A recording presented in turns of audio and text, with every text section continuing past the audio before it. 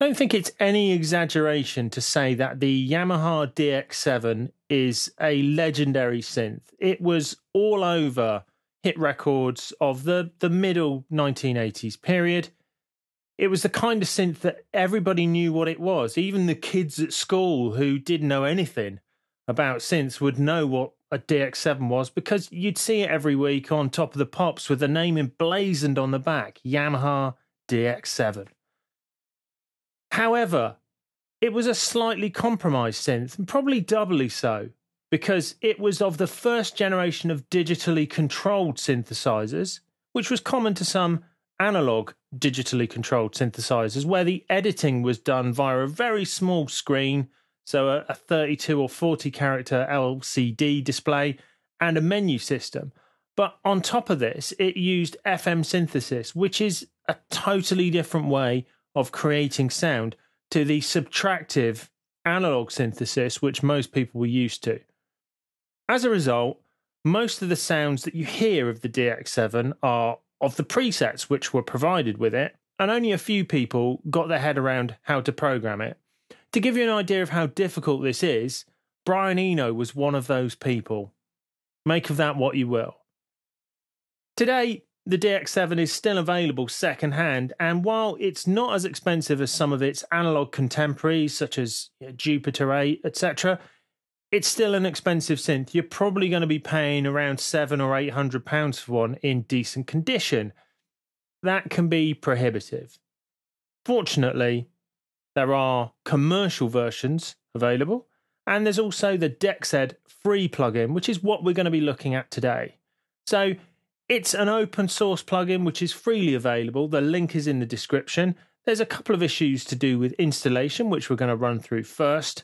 But after that, you'll see that it's a pretty faithful emulation of this amazingly useful and classic synth. And fortunately, because of the generosity of people on the internet, it's going to give you access to some of those classic sounds. So, let's take a look. So there are a couple of points to note about Dexed's installation. Firstly, if you're installing it on a Mac, it comes with an installer package, but you will need to enable that to be run. So as you can see on screen, you need to go to the security control panel on your Mac and authorize this to run to allow it to run. Now, this is, of course, something that you should only do with software that you trust. And if you decide you don't trust the people who've created this project, then don't take that step. But if you don't know how to do this, this is the quick way to do it, as you can see on screen.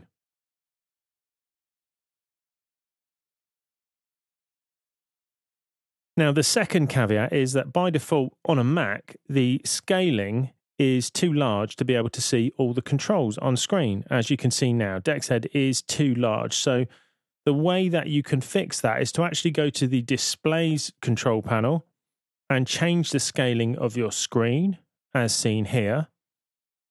So this will now rescale it so it's small enough to be seen on screen, and then you can go to Parameters menu in Dexed and change it to 100% instead of the default 150%. So this will make it now fit on the screen. And the final step is to go back to the Display control panel and take scaling off. So we're back to the normal size, and now you can see Dexed fits on screen. This is the kind of thing you're only going to have to do once, but obviously if you can't see how to do it and you can't get to the parameter control button to change that setting, this is how you do that. So with that out of the way, let's have a look at the plugin itself. So here you can see Dexed. I've done the typical thing of having supervision on the right with the oscilloscope at the bottom and the spectrum curve on the top, just so we can see what's happening. But the default sound is probably pretty uninspiring, so this kind of initial voice is pretty much a sine wave. So if you're looking for instant gratification, that's what we're going to look at, and then we're going to look at their programming to a degree. But this is definitely not going to be an in-depth FM programming course, because that's quite a deep subject. So if you want to load up some presets, the place to go is to Cart down here, which is for cartridge, and then you can load up the sound. So these are the default sounds which Dexed comes loaded with. So we've got instant classic FM sound. You can hear that attack, those bright harmonics.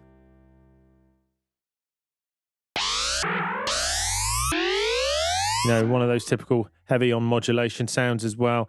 And we've got all sorts of sounds to play around with. So Dexed comes with this default Dexed bank with some interesting sounds in there. Analog 1. You can hear it's sort of analog, but it's still got that FM tinge to it with all those harmonics and the way they develop over time. There's also a large bank of SYX files. Now, these are a bit of a clue as to what's coming up in a second, because this is the format that it uses. And we can see here we've got piano 3, typical FM kind of piano, Rhodos.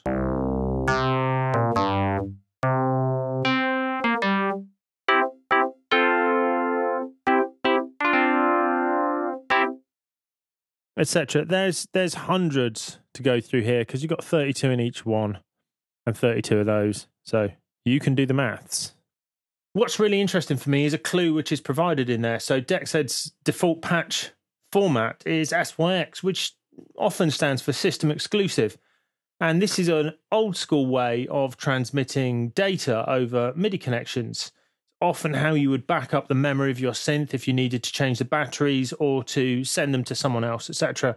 And this is exactly what this is for. So fortunately, Dexed being a faithful, certainly to a large degree, recreation of a DX7 means that you can load up Yamaha DX7 sounds. And that's what we're going to look at next, with some patches which have been downloaded from the internet. So there are a number of fan sites effectively on the internet of DX7 information and sounds, most interestingly for us. And this one here has got a whole collection of patches for the DX7. So if you scroll down to the patches section and then download this tar file, which is a bit old school, but there we go. You can download that file. It's only a megabyte, which tells you how big these patches really are. It's only tiny. And then you can untar that and then open that up. And that's exactly what I've got on the Mac. So we're just going to look at some of these now. So to load these up, you just click load, navigate to the directory where they are, which in the case of the Mac, I put it in this folder in downloads. And then here we can see we've got all of these different ones from the DX Owners Club, etc. And the ones that I'm really interested in at the moment is the ROM one. So these are the banks from the original DX7. So if we load this up, we can see we've got 32 there, and these are instant classics. So one of these here, bass 1, we can see we get instant 1983 Howard Jones bass. So straight away we've got a typical kind of 80s synth pop. Just play some octaves and you're already halfway there. So in addition to the factory DX7 sounds, there's plenty of other sounds which are in that pack, which I've shown you. So we can have a look at some of those, and they're pretty interesting. Now, one thing is you may find it a bit tedious if it defaults to here, and it would be nice to get these sounds in there. So actually, let's do that first. So we've got this handy show directory button, which opens that up in this case, Finder. Would do the same in Windows Explorer. And effectively, under cartridges, we can put our downloaded files. So if we go to downloads, I'm going to copy that DX7 SysX folder. And then I'm going to paste it in here. And now, when we go back to Dexed, so we just have to reload it. So you could either close your Cubase project or just unload Dexed and then reload it. And then it scanned this. So now we don't have to go all the way over there. We can just load them directly. And you can see there's a whole load. So we got things such as the misspelt, but I'm just assuming that's a typo. It should have been basses. And we've got plenty of classic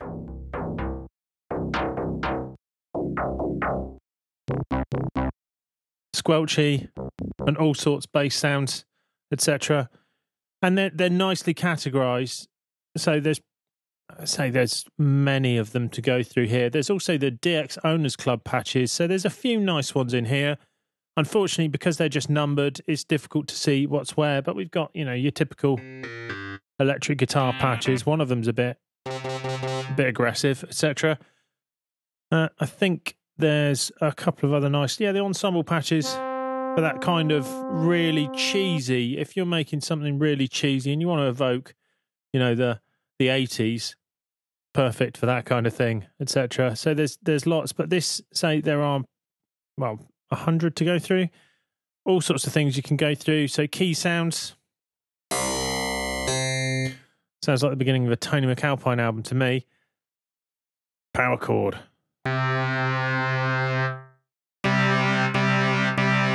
Etc. You know, say it's all really, really evocative of that era. So if you want to make something sound like that, this was downloaded from somewhere else. So this is, I found this on a link from a YouTube video where somebody was playing some KLF stuff. So I can't remember where the link was. It was a while ago, but this was available from the page. And loading this up, this has got some really good.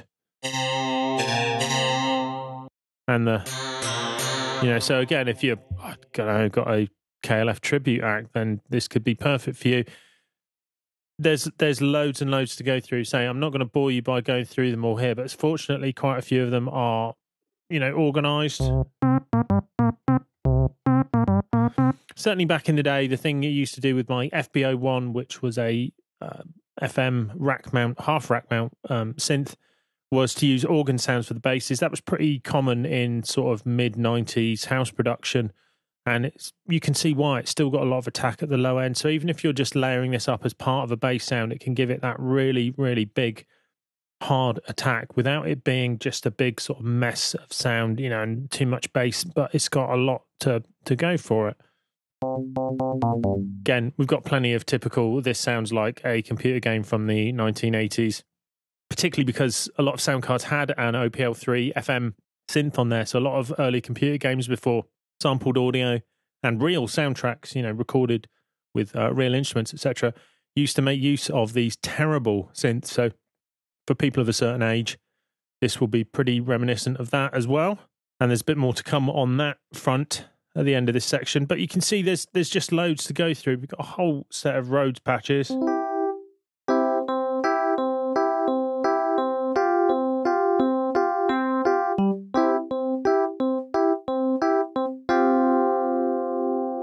You know, which is particularly what these synths were famed for because of those glassy kind of sounds, which they're so good at. If any of you played arcade games made by Atari in the 80s, things such as Marble Madness, etc., you'll recognize a lot of these sounds because those arcade cabinets actually had a Yamaha synth sound chip in there, which was pretty much related to this pretty closely. So a lot of these sounds will be very familiar. So if you've ever felt you had a need to recreate the Marble Madness soundtrack, this will be the synth for you because a lot of those sounds are in there and it's pretty evocative of that era. So it's worth taking some time to explore these presets, particularly in light of the fact that a lot of people did use presets in the 80s because FM synths are pretty difficult to program. They're conceptually quite a difficult thing, and it's the kind of thing where just where you think you've got the hang of it, you try something confidently, and then it does something completely different to what you were expecting. It's definitely something that you need to absolutely involve yourself in if you're going to get a lot out of it. But we're going to take a quick tour of Dexed's programming and interface so you can see what's available. So here we are with the initial patch, which comes with Dexed. So if you're not sure, just click in it, and this will put you back into this state. And it's the kind of thing you'll probably find yourself having to do more than once because of how it works. So in this initial patch, what we've got is just this one operator. So this just generates sine waves. And it, at the moment, isn't being controlled by anything else, despite the algorithm. So the algorithm shows how these operators are linked together, but we're only hearing this because all the others are turned off. So if I play a note on the keyboard, we can hear we're just getting a sine wave, and that's all that happens. So we've got a few things to look at. So each operator has got an envelope which is controlled with level and rate. So at the moment, all three of these are at maximum level and 4 goes down to 0. So they all happen very quickly as well. So effectively, this is on and then off. And Dexed handily tells you what part of the envelope is currently active. So we can see 4 is active, i.e. it's turned off. It is possible to create things which just go on forever by turning this level up, but just be aware of that because that will come and bite you at some point. But we can control these, so we can say that level 1 is maybe lower and the rate is lower. And we can see that happening there. So in fact, if I make that over there, so we can see we're going from 0. It's taking a long time to get to 1. It's slowly fading in. And then it suddenly jumps up to 3 because these happen very quickly. So if we were to make that level higher, it would take longer to get there, but the same kind of thing. So we can see we've got some effectively attack there. And then we can make this fade out by making this take a little bit longer to get down there. So that takes a bit of getting your head round because it's not your standard ADSR, but it does give you some more flexibility. Going to pop this back to the default, so it's just going to be effectively on and off.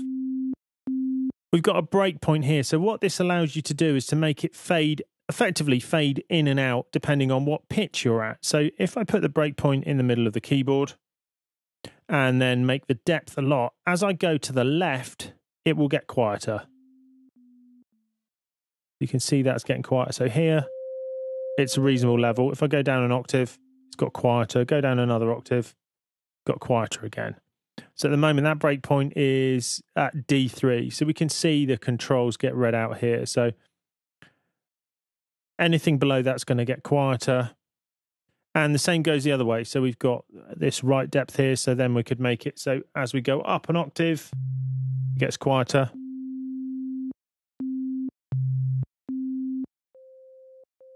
So you can see that working there. That allows you to control the balance of what will be harmonics later on when you use other operators. We've also got curves here. So you can make it curve in an appropriate way, exponential or linear, and you can also scale that rate as well. This is just one operator. So if we now bring in operator number 2 by turning the level up, you will see the waveform will change.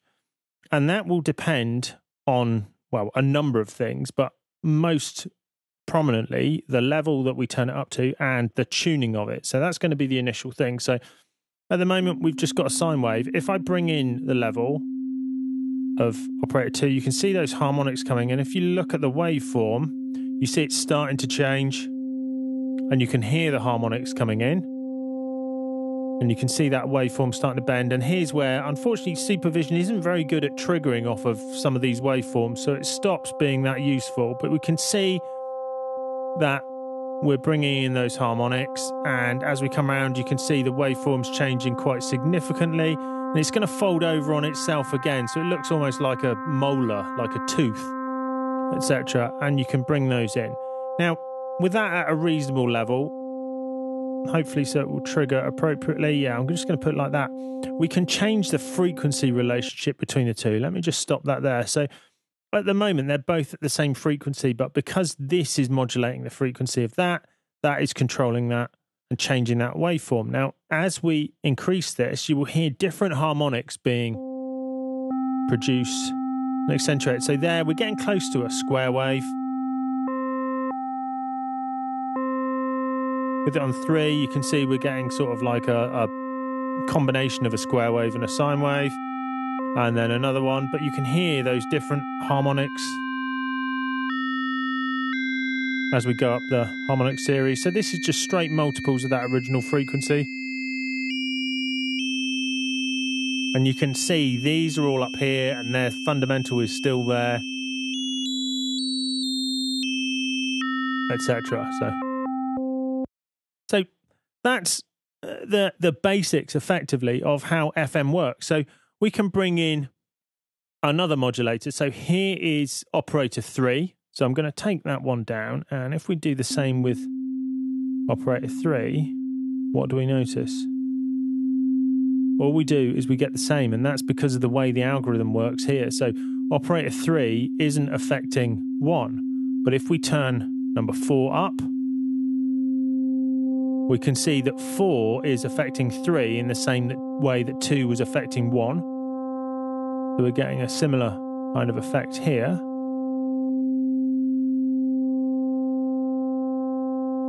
And now, if we bring that up,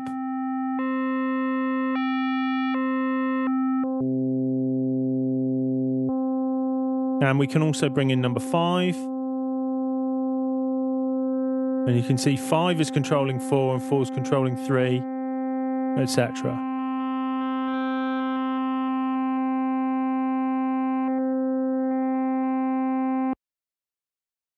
So that's a brief look at how Dexed specifically and FM synthesis more generally works. So it's a pretty deep subject, and this doesn't pretend to be anything other than just a brief look at it. It's very complicated.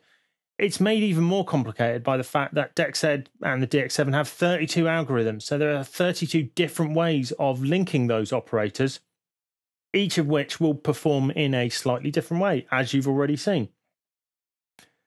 That and the lack of a graphical user interface really does explain why presets were the way that most people went when using these synths, and why there was a large market for cartridges with new sounds on, etc. It's only really sort of PhD sound nerd kind of people who've really got into programming this and understanding it and being able to not just tweak some knobs and happen across a sound, but be able to know what control is going to affect what and create a sound fully intentionally.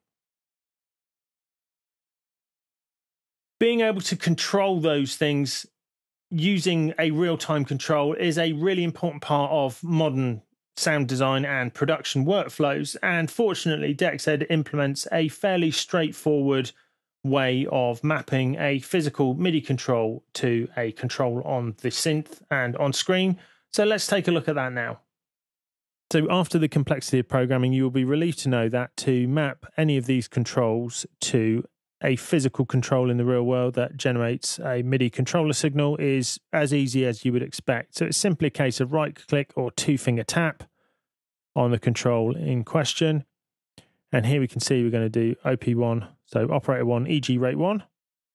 And then you just send it the control message you want. So here I'm just going to tweak one of the controls, and you can see that that's affecting that. On screen, you can see that working. Now, you don't see the knobs moving on this particular version of Dexed on the Mac. It does work on the PC, so if you're using Windows, that won't be a problem, but we're only seeing some of the action. I'm not exactly sure why that is, but it doesn't work for me here. So we can map another one. So EG rate 2, and again, just tweak that, and away we go.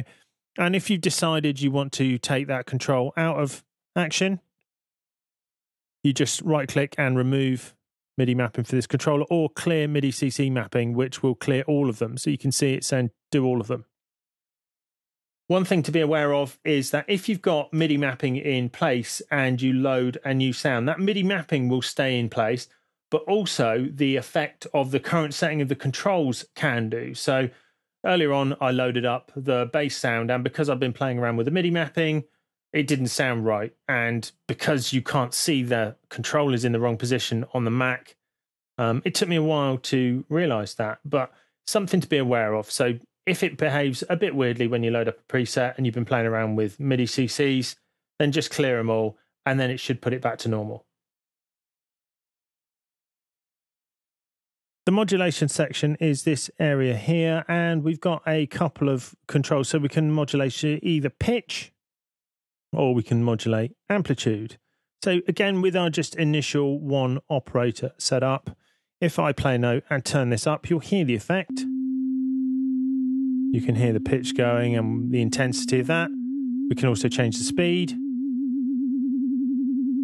And you can have a delay as well. So if we put some delay in, you can hear you've got the initial pitch and then the vibrato. We've also got amplitude modulation, so we can turn this up, and at the moment it won't do anything, and that's because we need to turn up the sensitivity here. So if we turn this up now you can hear amplitude modulation is happening, and that's individual per operator. There's also a pitch envelope generator. So this works in a similar way where we've got level and rate for each part of the envelope. And again, this is routed to the operator by default. So if I just put in pitch, e.g. level, let's say number 2, put that down to the minimum, which is 0. We can hear that going down, etc. And we could make that happen more slowly. So you can hear it's taking longer to get down to there, and we could make it go even longer. So that would make this pretty usable for those kind of sine wave drop sounds just by programming this in.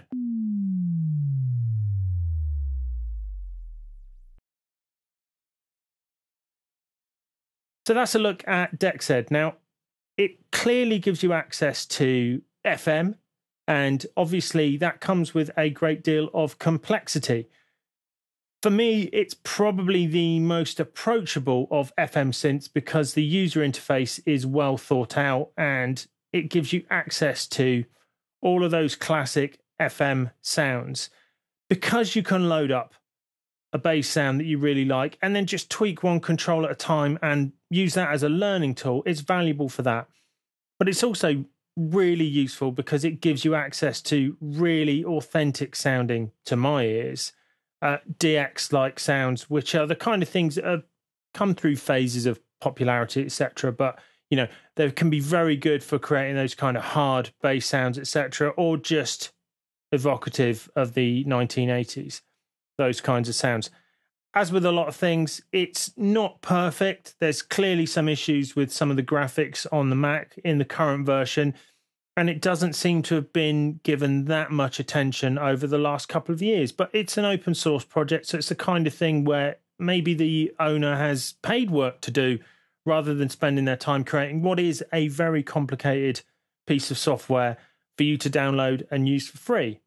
But I think it's worth your time downloading it and spending a bit of time with it, because it's a typical case of if there's one sound in there which inspires you to create a piece of music, I think with many synths that's probably, you know, good enough to have them, particularly where in this case they're free. But because it gives you access to all those classic sounds, again for free, it's got to be worth having a look at. As ever, I hope you found this video useful, and if you have, please like and subscribe, and we'll see you again soon for more Music Tech Tuition.